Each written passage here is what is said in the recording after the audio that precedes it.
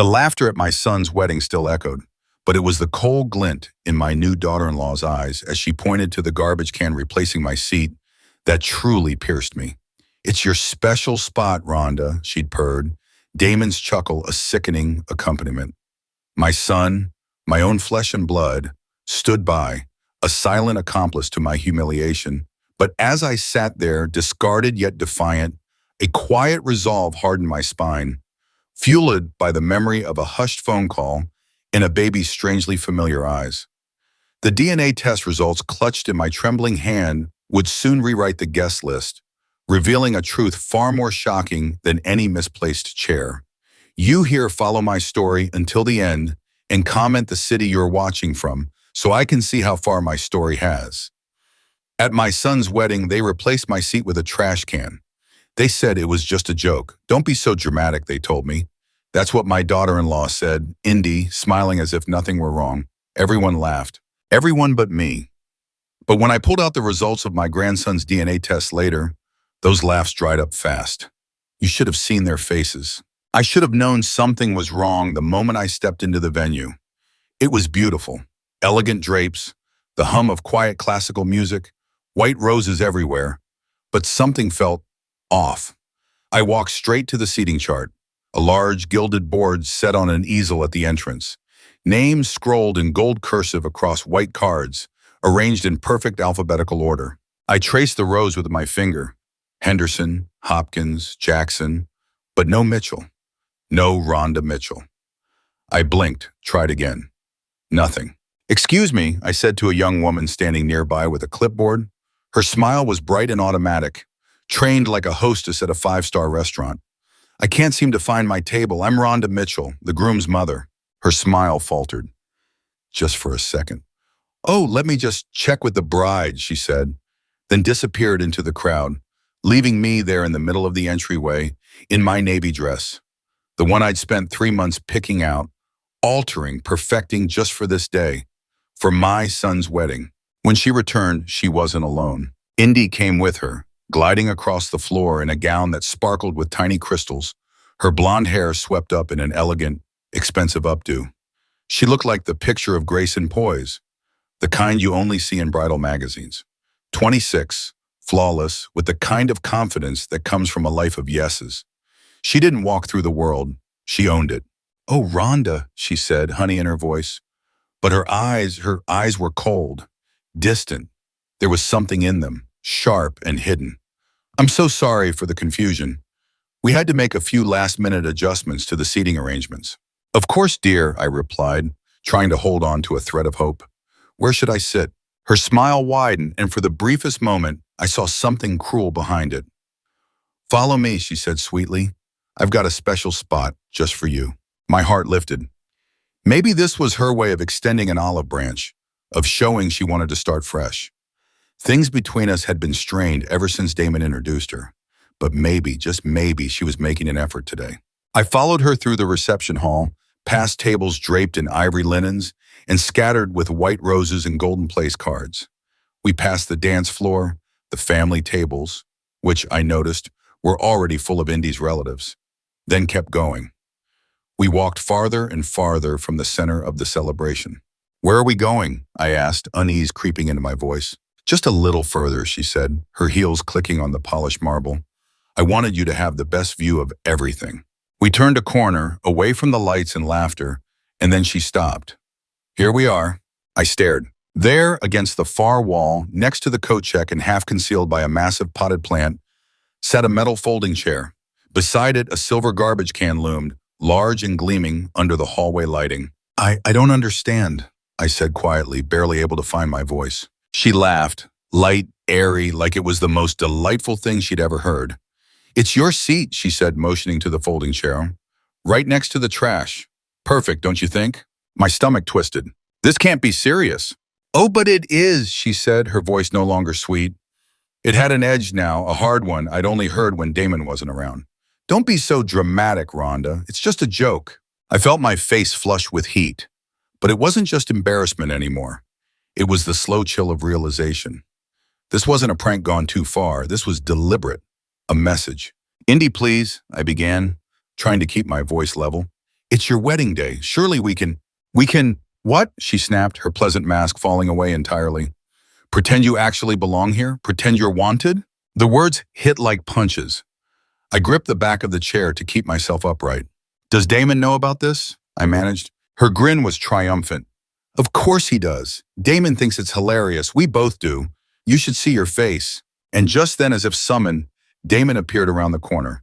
My son, my baby boy, dressed in a sleek black tuxedo, handsome and radiant. For a fleeting moment, my heart leapt.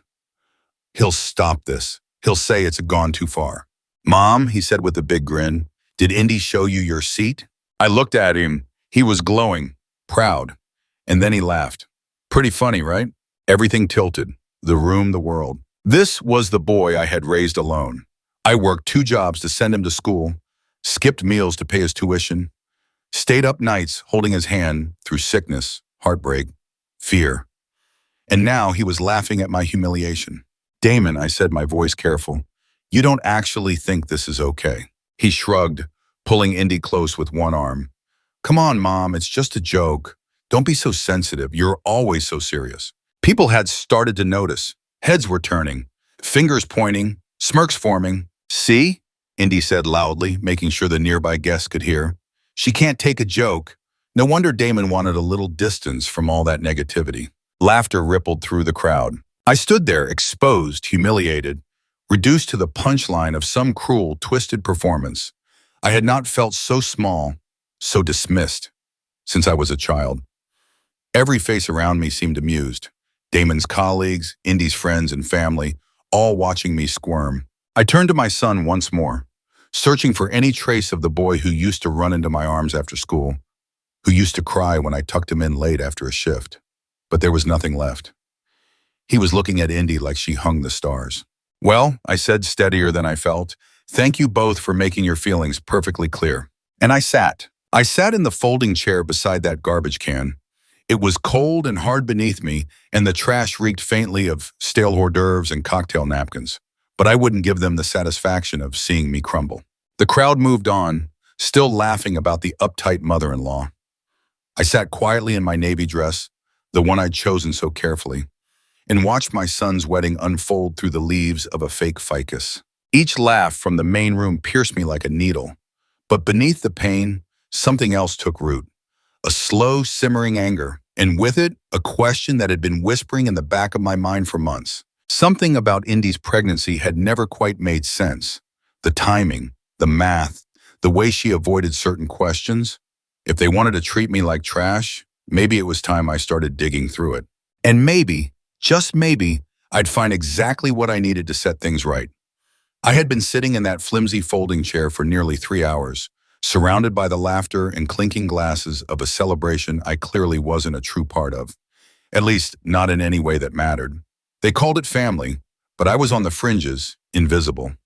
From that lonely corner by the trash bin, I had plenty of time to think. And the longer I sat there, the more memories surfaced, uncomfortable ones I tried to bury. It had been exactly 11 months ago, on my birthday no less, when Damon had first introduced Indy to me.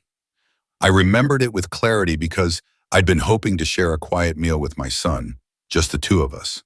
Instead, he'd arrived at my door with this strikingly beautiful young woman, who quickly took control of everything, the conversation, the seating, even the dinner I had carefully planned. Damon's told me so much about you, she'd said that night, her smile polite but not quite genuine. Her eyes never matched her words. I hope we can be close. And then, like a whirlwind, everything accelerated. 6 weeks after that awkward introduction, they were engaged. 3 months later, she was pregnant. It all happened so quickly, but Damon was euphoric, so deeply enamored that I tried to silence the doubts clawing at the edges of my mind. Young love, I had told myself. These things move fast sometimes. I had wanted to trust his happiness. But now, sitting apart from the warmth of the party, watching Damon beam at his new wife as if she were the sun itself, those old doubts came rushing back with sharp, bitter clarity. Marcus, the baby, my supposed grandson, had arrived exactly 7 months after Damon met Indy. 7 months. I remember how they'd explained it away, calling it a premature birth. But Marcus had been a solid, thriving 8 pounds. That wasn't what a premature, baby usually look like. When I had cautiously brought this up, Indy snapped at me. "Are you suggesting I'm lying about my pregnancy?" she had said, her voice cold and sharp. "Some babies just develop faster. Maybe if you'd had more kids, you'd understand how this works." That one stung deeply. She had unknowingly, or perhaps very knowingly, poked at a wound I never quite healed. I had wanted more children. Always, but Damon's father had walked out when Damon was just 3 years old. After that, I'd never found anyone worth trusting enough to bring into our fragile little world. Indy had a cruel gift, an uncanny ability to sense where it hurt most and strike with clinical precision. From where I sat, I could see Marcus being passed around among her family, Indy's family.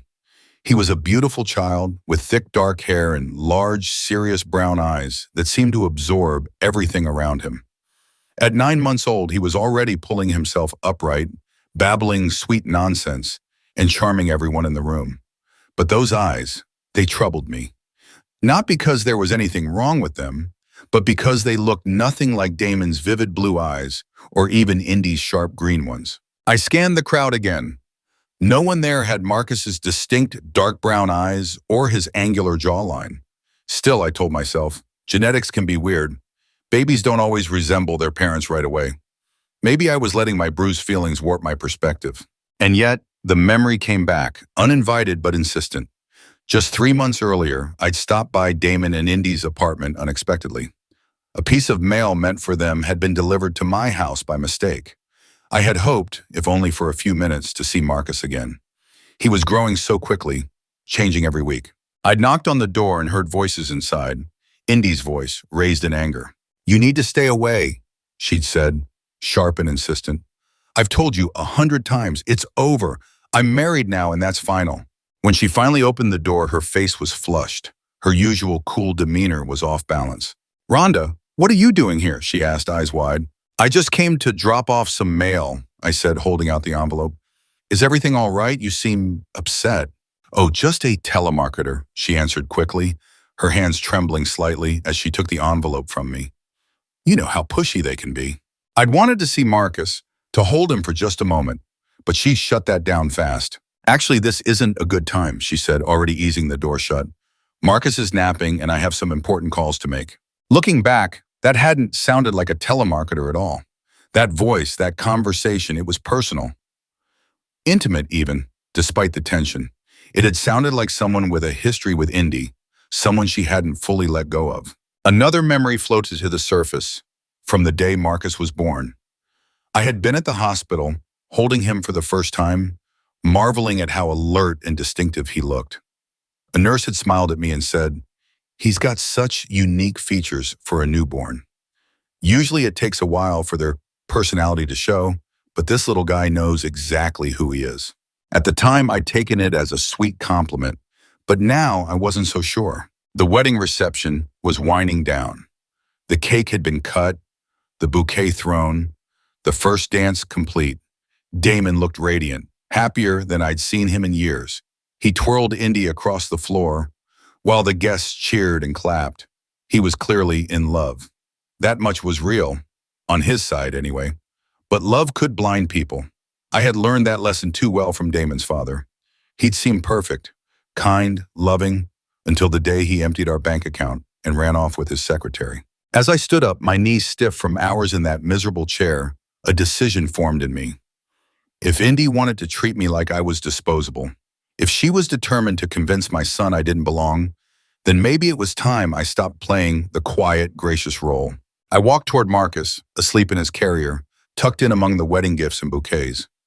His face was calm in sleep, but even in that softness, his features spoke a truth no one else seemed willing to acknowledge. Those deep brown eyes, that sharp jawline, they weren't Damon's. "Beautiful baby," I said aloud, just loud enough for Indy to hear me from across the room, where she was accepting congratulations from guests. "He's going to break a few hearts one day." Her head turned sharply, eyes narrowing. For a brief moment, I saw something flicker across her face. Fear. She masked it quickly, but not fast enough. "Interesting." I leaned down, gently brushing Marcus's tiny hand with my fingers. He was just an innocent child, caught in the middle of something far more complicated than he could ever understand. He deserved better. and so did Damon. As I turned and headed for the exit, I felt lighter than I had in a long time. Not because anything had been resolved, my dignity had still been trampled, my place still unacknowledged. But now I had a purpose, a focus for all the resentment and pain that had been building inside me like a storm. I was going to find out the truth about Marcus, not out of vengeance, though I couldn't lie and say that didn't appeal to some small part of me. I was doing it for my son. The idea of stripping that self-satisfied smirk off Indy's face had a certain grim satisfaction to it. But this wasn't about revenge. It wasn't just about wiping away that smug little grin. I was doing this because my son deserved the truth. He had a right to know who he'd really married, what kind of woman he'd tied his life to, and what kind of family he was building, if it was even a family at all. If my suspicions were correct, this whole picturesque wedding had been nothing more than a beautifully wrapped lie. And if I was wrong, well, then at least I'd have clarity. Maybe in that case, I could find some way to accept the new reality and somehow patch things up with the people who had clearly decided I was no longer welcome. Either way, I couldn't be the woman who sat silently by the trash can anymore.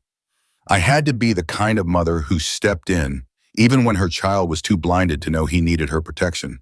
3 days after the wedding, I found myself alone in my small, dated kitchen, sitting at the table with the old yellow pages open in front of me. My fingers trembled as I turned the pages to the section labeled Private Investigators. The very idea felt theatrical, something out of a bad TV drama, and I nearly closed the book half a dozen times.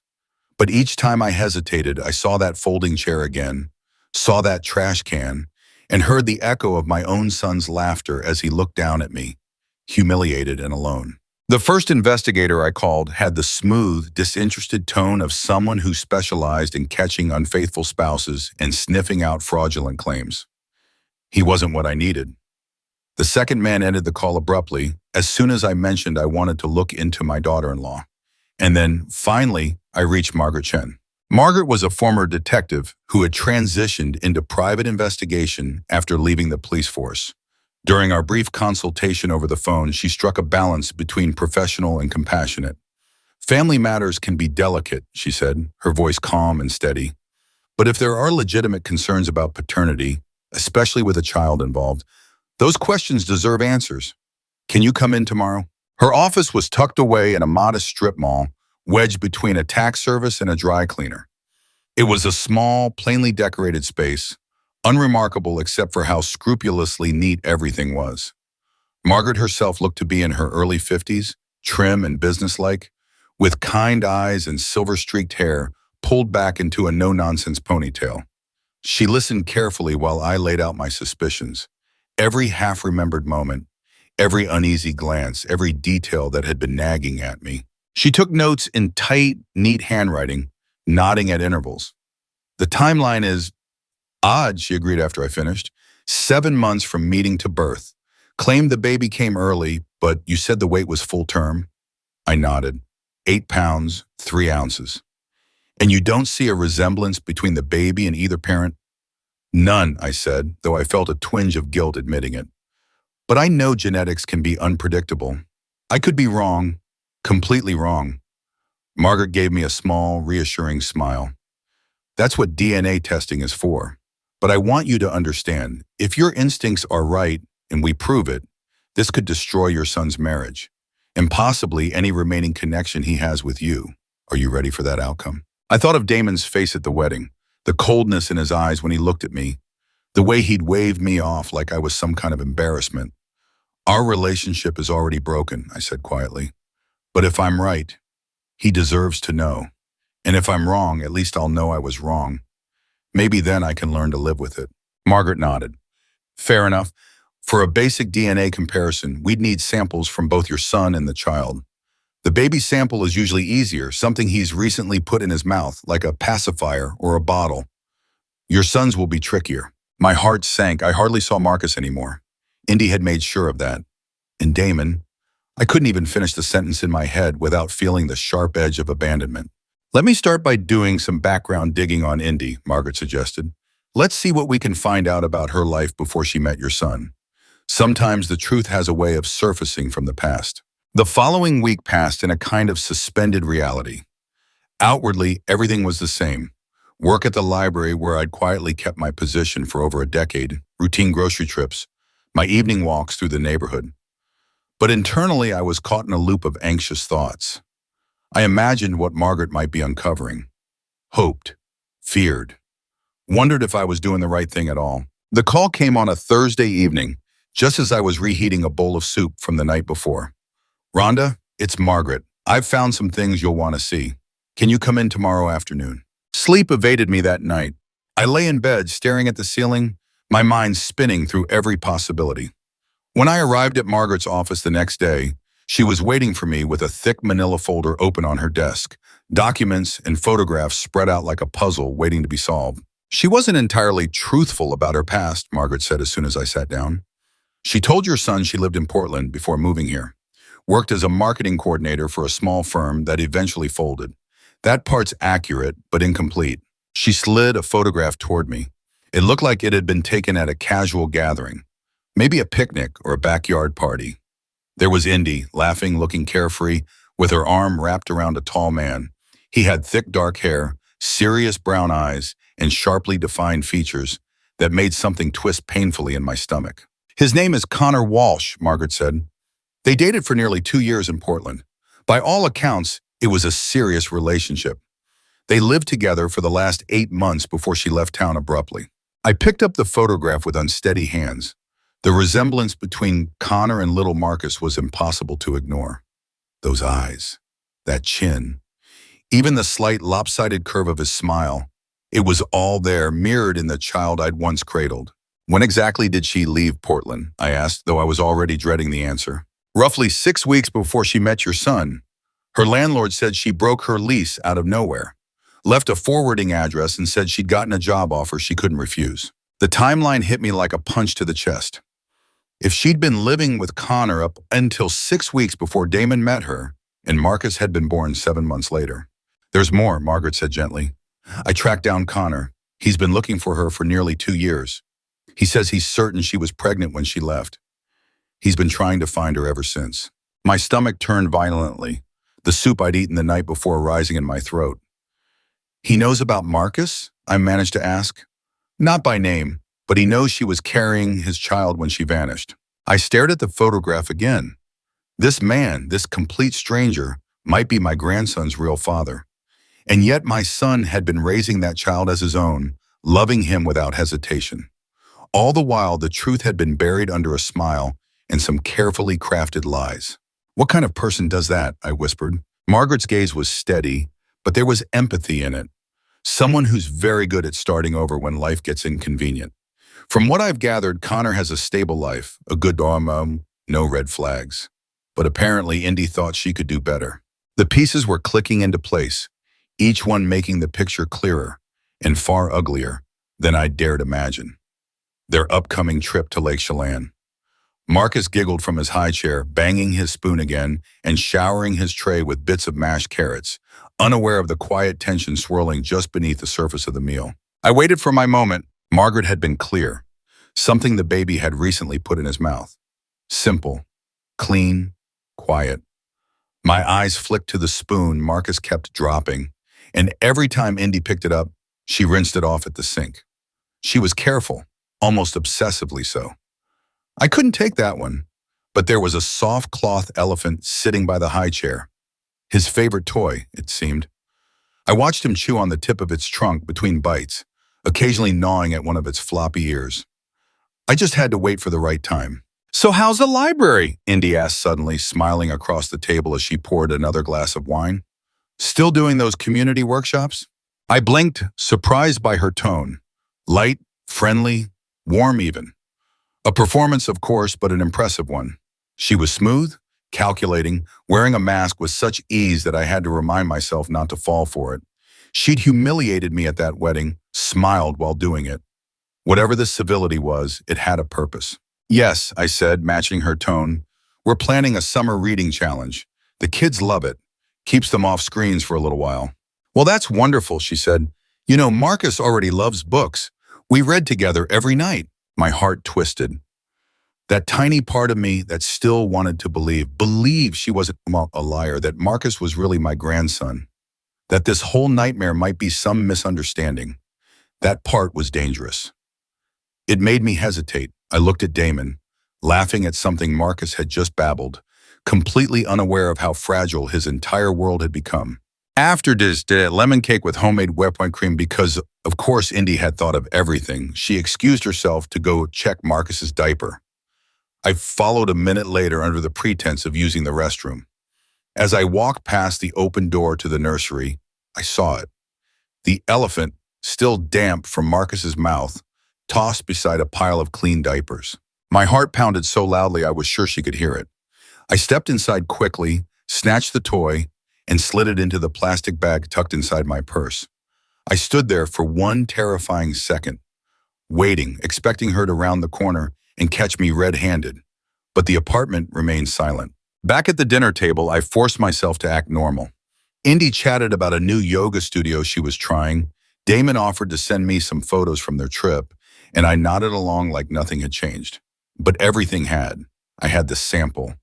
The truth was finally within reach. When I left that night, Marcus was already asleep, his tiny chest rising and falling with soft, rhythmic breaths. I kissed Damon on the cheek, thanked Indy for dinner, and stepped into the night with the bag clutched tightly in my purse. I didn't cry until I was halfway home. Not because of guilt. Not really. I cried because I knew this was only the beginning. Whatever the DNA test revealed, I was going to break someone's heart. Maybe Damon's, maybe my own, maybe even Marcus's, eventually. But the lie had lived long enough. It was time for the truth to come out, no matter the Karnawaishiat mother-in-law. The nerve of it stunned me, but I kept my voice even. That sounds lovely, I said, hearing my own words like they were coming from someone else. I agreed to bring dessert and even offered to help with setup, all while that manila envelope burned in my thoughts like a live wire. For the next few days, I moved through life like an actress in a play I didn't audition for. I rehearsed lines, kept my expression warm, my voice pleasant. But underneath it all, I simmered with the weight of truth. Every time I looked at Marcus, my heart pulled in two directions. He was innocent in all of this, but his very presence was a daily reminder of the lie. Saturday arrived. The house was decorated with balloons and streamers. Little paper footprints stuck along the hallway floor.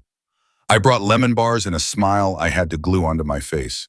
Marcus toddled between pieces of furniture, everyone clapping and cooing each time he managed a step. Cameras clicked, glasses clinked, people laughed. Damon looked so proud. He lifted Marcus high into the air, beaming, and I felt the ache bloom in my chest again. He had no idea. He believed this little boy was his son, and in every way that counted, except biologically, he was. But biology mattered now, because it had been stolen from him. At one point, I caught Indy watching me. She was radiant in that effortless way she always had, dressed in soft pastels, glowing with motherhood. When our eyes met, something flickered behind her smile. Doubt? Guilt? I couldn't tell. But I held her gaze longer than I should have, until she looked away. After cake, Damon invited everyone to the backyard to watch Marcus run across the grass. I lingered behind, stepping into the kitchen where Indy was rearranging serving trays. "You really went all out," I said, my voice casual. She glanced up, startled for just a second. "Oh, it's nothing," she said quickly. "I just wanted it to be special." "For both families," I added. My words were carefully measured. She nodded, wiping her hands on a towel. "Exactly." I took a deep breath, then reached into my purse and pulled out the folded sheet of paper. My fingers trembled just slightly as I held it out to her. Her eyes flicked to it, then to me. "What's this?" "You already know." For a long moment, she didn't move. Then with agonizing slowness, she reached out and took the paper. Her eyes scanned the top, just a name, a lab logo, a date. When she reached the line with the results, her face drained of color. "No biological relationship," she whispered, barely audible. I watched her, let her absorb it. "How long have you known?" she asked, still not looking at me. 2 weeks. She folded the paper and held it against her chest like she could hide it inside herself. "You don't understand." "I understand exactly." I cut in, my tone low but steady. "You let my son believe this child was his. You lied to all of us." Tears welled in her eyes, but I didn't flinch. I wouldn't be moved by them this time. Rhonda, please, she said. If Damon finds out now, it'll destroy him. That's not up to you anymore, I replied. You had your chance to tell him. You still do. Indy stepped toward me, panic flaring in her voice. You can't do this. Think about Marcus. I am thinking about him, I said. He deserves to grow up in truth, not tangled in secrets. And Damon deserves the same. She crumpled into a kitchen chair, hands pressed against her forehead. I didn't mean for any of this to happen. I didn't know for sure. I thought maybe Damon was, but you knew he might not be. She didn't answer. I turned to go, pausing at the doorway. You wanted a celebration? I said softly. Enjoy it. It might be your last with everyone smiling. I walked out into the sunlit backyard, where laughter floated on the breeze, and Marcus was taking wobbly steps into Damon's outstretched arms. I stood there silent, watching the scene like a ghost. My son holding a child that wasn't his. My son still believing the life he had was real. I'd given Indy the chance to tell him herself, but deep down I already knew she wouldn't, and if she didn't, I would. The truth was no longer a question. Now it was a ticking clock. Since before I met you, she whispered. A heavy silence followed, thick enough to drown in. Damon didn't move. His eyes, usually so full of warmth, were blank now, shell-shocked. Still holding Marcus, he looked at Indy as if trying to recognize a stranger. The child shifted in his arms, letting out a soft cry, but Damon didn't seem to notice. I didn't mean for it to go this far, Indy said, voice shaking. I was scared. I didn't know how to tell you, and then things just kept going. And I thought maybe it wouldn't matter. You thought it wouldn't matter? Damon repeated slowly, as if tasting the bitterness of the words. You let me believe he was mine. You let me fall in love with him. He is yours, she said quickly, tears brimming in her eyes. In every way that counts. No, Damon said, voice low but steady now. He's not. Indy took a step forward, then stopped when Damon instinctively pulled Marcus closer. It was subtle, barely noticeable, but it told the whole story. I love him, Damon said, almost to himself. I love that little boy with everything I've got. But you didn't give me the choice, Indy. You took that from me. Richard cleared his throat uncomfortably. Perhaps we should give them a moment. No, Damon replied, louder this time, still not looking away from Indy. We're all here now. Might as well finish it. Indy looked around the room at her sister, who stared in disbelief, at her parents, who looked horrified and silent, at me, whose presence had upended everything, and finally back at Damon. I didn't know if Connor would ever find me, she said, desperation leaking into every word. He left. He left, Damon. I didn't even know he wanted to be involved until Margaret found that contact info. I thought I was doing what was best for Marcus. What you did, I said calmly, stepping forward, was decide that your truth mattered more than his, than Damon's, than Marcus's. I didn't ask for your opinion, Indy snapped. You didn't have to, but I said, lifting the photograph again and placing it on the table beside Damon. You asked for this the second you lied.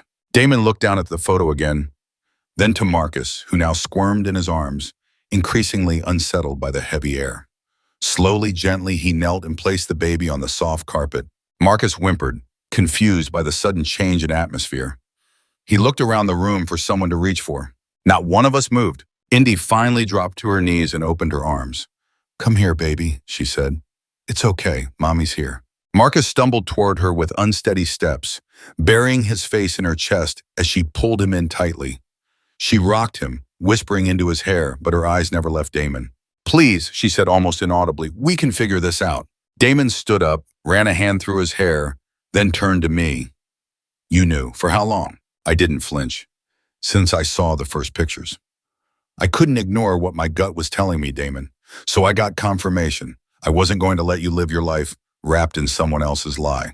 His expression was unreadable. You should have told me sooner. I wanted to, I admitted, but I didn't want to break your heart unless I was absolutely sure. He nodded slowly, still looking dazed. Well, you were right. You broke it. I felt my throat tighten, but I didn't apologize. Not for this. Indy was sobbing now, quietly but uncontrollably. Melody had come to kneel beside her, rubbing her back awkwardly. Patricia stood still as a statue, lips pressed into a thin line, while Richard remained seated, elbows on knees, hands clasped, like a man waiting for a sentence. Damon's voice came again, steadier this time. I don't know what happens next, but I need space. Indy looked up, her cheeks streaked with tears. Are you saying you're leaving? I'm saying I can't be here right now, he said. Not like this. Not with everything you've hidden from me. He looked at Marcus, who had calmed in Indy's arms, and his jaw tightened. I love him. God help me, I love that boy more than anything.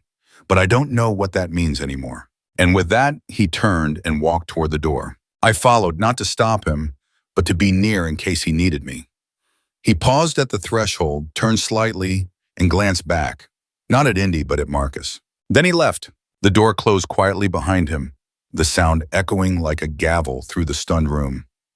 I remained still, the manila envelope now forgotten on the coffee table. Pages spilling out, exposing every secret. Behind me, the only sound was a child's soft breath and a mother's broken sobs. I was already pregnant when I left Portland.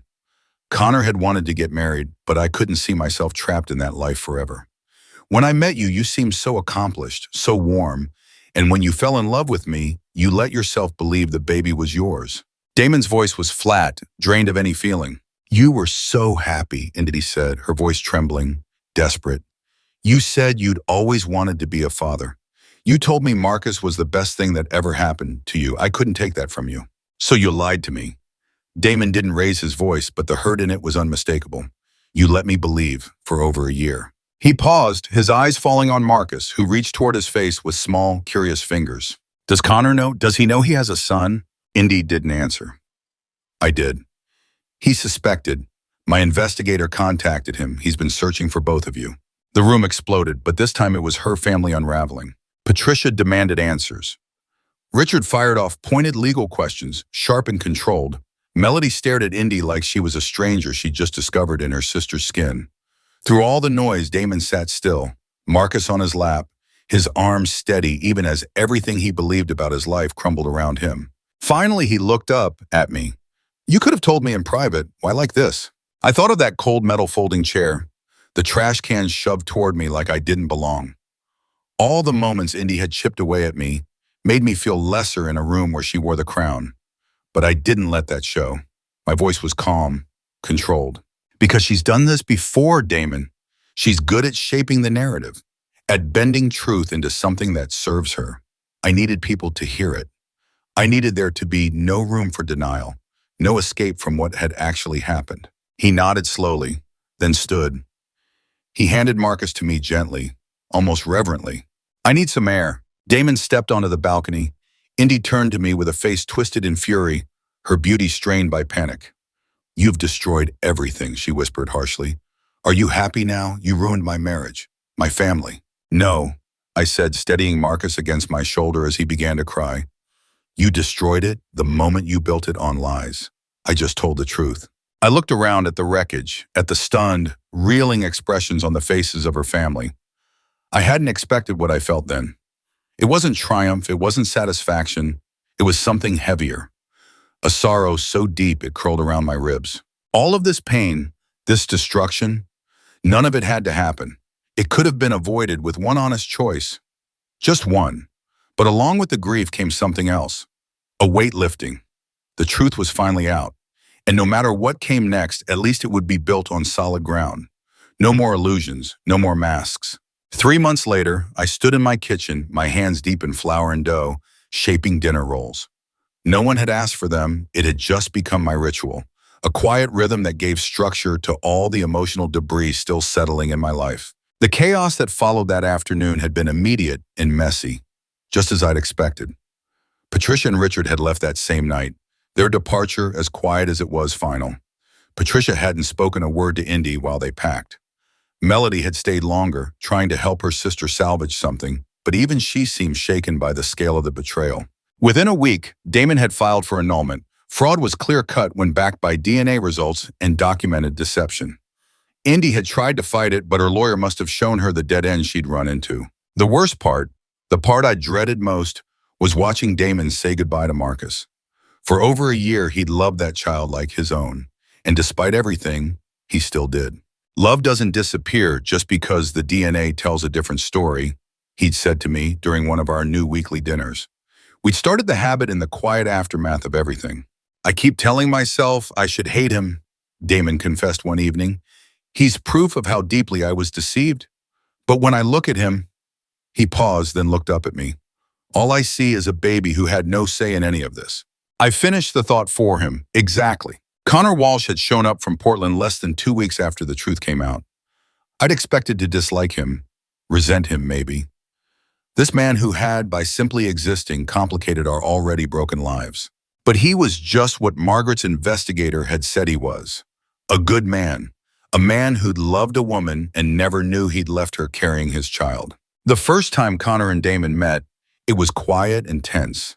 Two men blindsided by the same lie, trying to find some path forward with whatever dignity they had left. I need you to know, Connor had said in that first meeting, his voice low and sincere.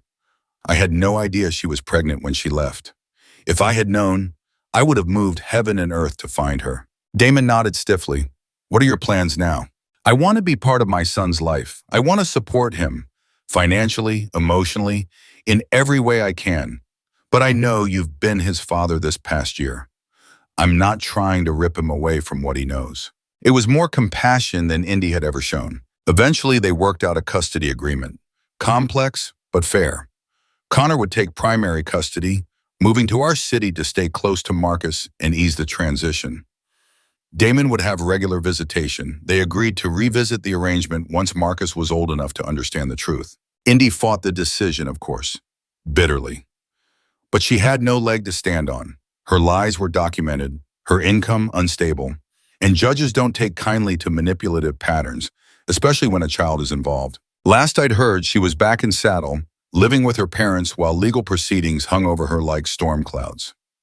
Richard and Patricia, surprisingly, hadn't shielded her. Not this time. Whatever loyalty they'd once had was fractured, maybe beyond repair. But that was all behind us now. Tonight, Damon was coming to dinner, and for the first time in over a year, it would just be the two of us. No Indy listening in, no tension laced through every word, no balancing act on a crumbling tightrope of lies. At exactly 6, the doorbell rang. Of course it did. Damon had always been on time. Something smells amazing, he said when I opened the door, his smile soft, familiar. For a moment, he was just Damon again. My Damon, the boy who never said no to a dinner roll. They're almost ready.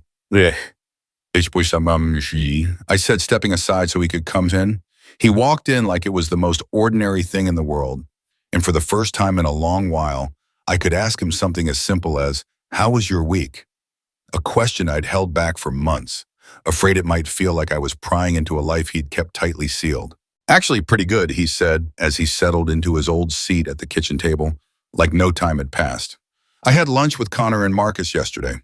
I hesitated with my hands wrapped around the hot baking sheet, the scent of warm rolls filling the room. It was still something I think I had to adjust to, the idea that Damon would choose to spend time with the man who'd unknowingly taken his place. Voluntarily even. How's Marcus doing? I asked. Good. Really good, actually, he said, a small smile tugging at the edge of his mouth. Connor's great with him, and he's patient with me. He includes me in things, even though he doesn't have to. I placed the basket of rolls on the table and sat across from him, studying his face. That must be complicated. Damon nodded, then fell into silence for a few seconds. He buttered a roll with the same meticulous care he'd had since childhood. Slow, focused, almost ritualistic. It is, he finally said. Some mornings I wake up and wonder what Marcus is doing, if he needs something. And then I remember, he's not mine, I'm not. His voice faded. You're not his father, I said gently. But you were. For a whole year, you were everything a father should be. That kind of love doesn't just vanish, sweetheart. It doesn't go to waste. It just finds a new direction. He looked up at me, his eyes a mirror of his father's. Intense. Questioning. Is that what happened to you? When Dad left, did you just redirect your love for him somewhere else? The question hit me unexpectedly. We'd never really spoken openly about his father's abandonment. Not in any real way. In a sense, yes, I admitted. All the love I wanted to give him, I gave to you instead. Every ounce of it. I'm sorry, he blurted out, for how I treated you, for laughing when Indy stuck you next to that trash can, for pushing you away, for choosing her version of reality instead of yours. Tears stung at the corners of my eyes. You fell in love, Damon, and people do foolish, reckless things when they're in love. Believe me, I know a thing or two about that. But you're my mom, he said, his voice trembling. I should have protected you. not joined in the humiliation. You were protecting what you thought was your family, I said softly. I understand that, truly I do. He reached across the table, his fingers wrapping around mine. You saved me. If you hadn't uncovered the truth, how long would it have gone on? Would I have spent years raising someone else's child thinking he was mine? Do you think Indy would have ever told me the truth? I squeezed his hand. I don't know. But Marcus deserves to know who his real father is. Connor deserves to know his son. And you deserve to live your life with the truth under your feet, not lies. Especially when the truth hurts. That's when it matters most. We ate in the kind of silence that doesn't ask to be filled. Peaceful, familiar. It was the quiet that used to live between us before everything fractured. After dinner, he helped me clear the table and do the dishes, slipping back into old habits like muscle memory, as if the long stretch of emotional distance between us had simply vanished. I've been thinking about dating again, he said as we wiped the last dish dry. Nothing serious, not yet, but maybe someday. That's a healthy step, I said, hanging the dish towel to dry. You're young, Damon. You've got so much to offer, especially now. I want to do it differently this time. Take it slow, ask more questions, maybe even introduce them to my very smart mother who has great instincts about people. I laughed, really laughed, for the first time in months. Your very smart mother who's also finally learned how to speak up when something feels wrong. Good, he said, pulling me into a tight hug. I need someone who will tell me the truth, even when it's hard to hear. After he left, I sat in the quiet of the living room, a mug of tea warming my hands, thinking about the strange, winding road that had brought us here. Just 6 months ago, I'd been the unwanted mother-in-law, an afterthought, sitting beside a garbage can while the people I loved laughed at me. Tonight, I was just Damon's mom again. Someone he trusted, someone who mattered, someone whose voice carried weight, not irritation. The truth had broken everything wide open at first. Marriages crumbled, relationships unraveled, and a child was left caught in the messy wake of adult deceit. But it also set us free. We didn't have to pretend anymore. No more excusing cruelty as humor. No more shrinking ourselves to be tolerated. My phone buzzed. A photo from Connor lit up the screen. Marcus, toddling across a playground, his steps sure and bright, children playing into the background. The caption read simply, "Thought you'd want to see how steady he's getting on his feet?" I smiled, staring at the photo of the boy who would never be mine by blood, but would always live in a quiet corner of my heart. In the picture, Marcus was laughing, arms stretched for balance, face lit with the glow of independence. He was learning to walk on his own, finally free from the web of lies that had wrapped around the start of his life. And in some ways, so was I. I typed back, "He looks happy and healthy. Thank you for including me." Connor responded almost immediately. "You're the reason he knows his real family. We'll always be grateful for that. Real family. Not the kind you fake for appearances, not the one built on lies and convenience, but the messy, imperfect, beautifully honest kind that grows out of truth and courage." I set the phone aside and picked up the book I'd been reading, curling deeper into my favorite chair. Tomorrow I'd go to the library, maybe call Susan to catch up. Maybe I'd finally stop by the farmer's market I kept meaning to visit. Little things, simple joys. But they were mine now, not filtered through someone else's expectations or judgment. The truth had hurt, but it had made space for healing, for real love, for peace. For the first time in over a year, I belonged to myself again. And I was surrounded by people who saw my value without asking me to shrink to fit their comfort. Some victories don't come with applause or fireworks. Sometimes the real triumph is in the quiet, knowing you chose truth over illusion, dignity over silence, and self-worth over the easy lie. That night, I slept better than I had in months.